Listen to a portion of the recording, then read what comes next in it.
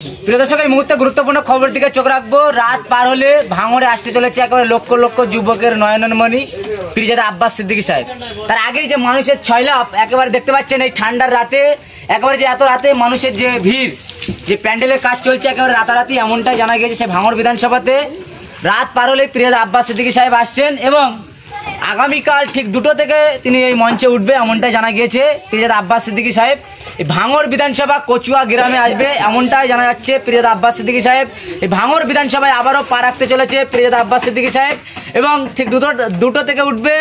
আগামীকাল রবিবার 1 তারিখ সেই ভাঙড় বিধানসভাতে আসছেন এবং এই সংগঠনের কর্মীরা তারা কি জানাচ্ছেন এবং আসতে গিয়ে কোনো কি বাধার সম্মুখীন হয়েছে সেই ভাঙড় বিধানসভাতে? কেন ভাঙড় মানেই আতঙ্কের আরেক নাম সেই ভাঙড় বিধানসভা। সেই ভাঙড় বিধানসভাতে আসছেন লক্ষ লক্ষ যুবকের নয়নমণি বা মানুষের চোখ টান ধরা পীরজাদা আব্বাস সিদ্দিকী সাহেব। আর সেই আব্বাস সিদ্দিকী সাহেব আসতে গিয়ে ভাঙড়ে কি কোনো বাধা সৃষ্টি হয়েছে, কি বলছেন এই সংগঠনের কর্মীরা, আমরা কথা বলার চেষ্টা করব এবং কেমনভাবে জলসা একেবারে আয়োজন করে দেখানোর চেষ্টা করব।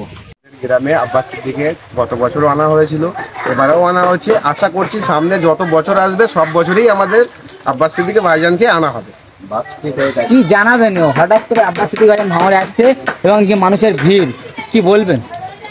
বলতে ভাইজান প্রেমিক সব আছে, জানেন আমাদের কোটি কোটি যুবকের ভালোবাসার মানুষ বড় ভাইজান, ছোট ভাইজান, তার মধ্যে এক ভাইজান আসছে আব্বাস সিদ্দিকী ভাইজান। তাদের আমাদের গ্রাম বলো, আমাদের ভাঙড়বাসী বলো, সবাই মন থেকেই ভালোবাসে।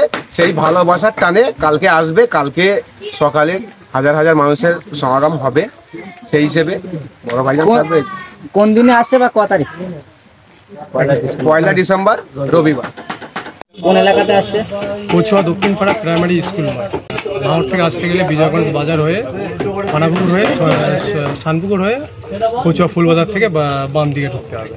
হাতিশালার দিক থেকে আসতে গেলে? হাতিশালা দিক থেকে আসতে গেলে আবুদা রোড ধরে, মানে সাতুলিয়া ব্রিজ, সাতুলিয়া মাদ্রাসা নতুন দিয়ে বেদানা বাজার দিয়ে আমরা ডান দিকে আসতে হবে ফুলবাজার কচুয়া।